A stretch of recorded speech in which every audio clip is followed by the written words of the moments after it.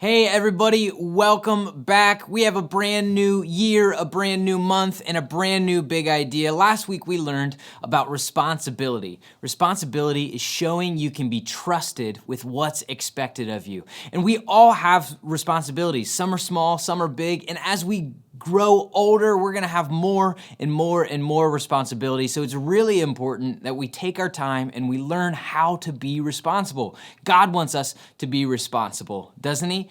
Last week we learned that our main responsibility is to love God and to love others. And today we are going to learn about what to do with our stuff, how to be responsible with the things that we have. Because we all love stuff, don't we? Right? How many new things did you get at Christmas? Maybe count out loud or on your hands or in your head. Count them out loud right now. Go, what is he? Carry the one. Yeah, we got a lot of new stuff, right? And if we're honest, right, a little piece of us wants more. Like maybe we saw a commercial after Christmas, and even though we've got all of this amazing new stuff, a little bit of it wants more, and that is normal, right? But God wants us to be responsible with the stuff that we have. And in fact, there's a story in the book of Luke, right? I'm going to read it on my phone. The book of Luke, chapter 12, where someone asks God how he can get more stuff. Ask Jesus. This is what he asks, all right? Are you guys ready? In Luke, chapter 12, verse 13, it says, someone in the crowd spoke to Jesus. Teacher, he said, tell my brother to divide the family property with me. Okay, so this is someone who is getting a bunch of land, right? A big farm. Imagine like a huge, huge farm. And his brother was maybe keeping more than he wanted his brother to keep. And so he was like, hey, Jesus, you're smart, you're kind, you're wise, you can do all of these amazing things. You're a great teacher. You are the Son of God. Will you tell my brother to give me more of this land than he's already given me? Right? That would be so complicated.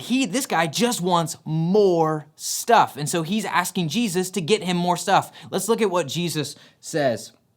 Jesus replied, friend, who made me a judge or an umpire between you?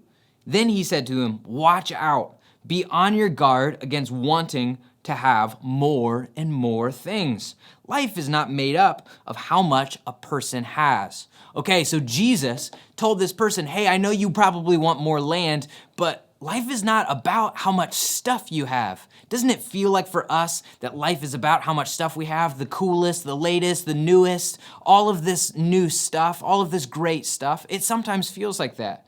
But so Jesus made sure his point was really, really clear. He told them this story. Now, this story is a parable, okay? And a parable is a story that's used to teach somebody something. It's not necessarily true. It didn't happen, but it uses an example of how a situation can be bad. And this is the story that Jesus said.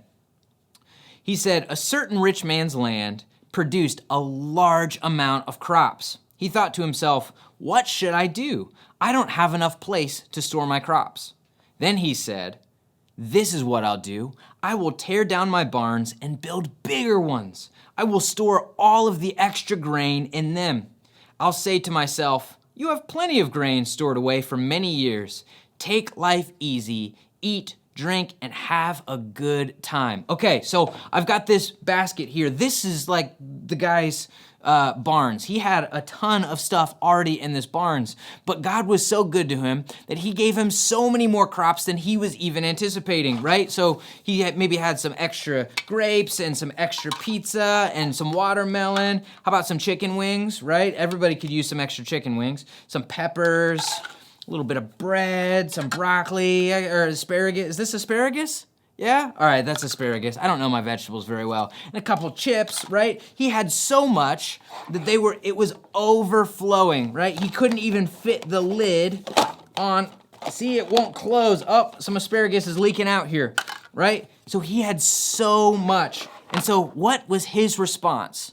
It wasn't to be like, oh, I wonder if anybody else needs anything. He was like, no, I'm just gonna build more stuff and fill it up, and I'm gonna kick back and relax and enjoy all of my stuff all by myself. Do you think that that is being responsible with what God has given this man? I don't think so. Let's go on and see what he says, what God says. God comes to him and says, "You are a foolish man. Tonight I will take your life away from you. And then who will get what you have prepared for yourself?" Okay, so this is where the story gets a little sad. God is saying, look, I gave you more than you need, right? You should be responsible with what I have given you. Do you think about your neighbor? Do you think about the people down the street that might not have as much as you? Do you think that it would be good to share with them? Guys, if we were to die today, what would happen to our stuff? It would just sit around. What would be the point in holding on to all of the stuff that we just want and want and want? God is warning us against this. What could this man have done instead? He could have gone down around the town and found people who didn't have homes or didn't have food, and he could have shared all of the extra stuff with them. Because remember, he had plenty in here. Everything that he got extra was just exactly that. It was extra. Guys, our bottom line today is share your stuff. We have plenty of stuff, and it might not be the newest, it might not be the coolest, it might not be the greatest, but our stuff is enough. And God wants us to be responsible with the stuff that we do have, and he wants us to share it. So everybody say this with me: share your stuff. Beautiful. I cannot wait to see you guys next time. Have a good one.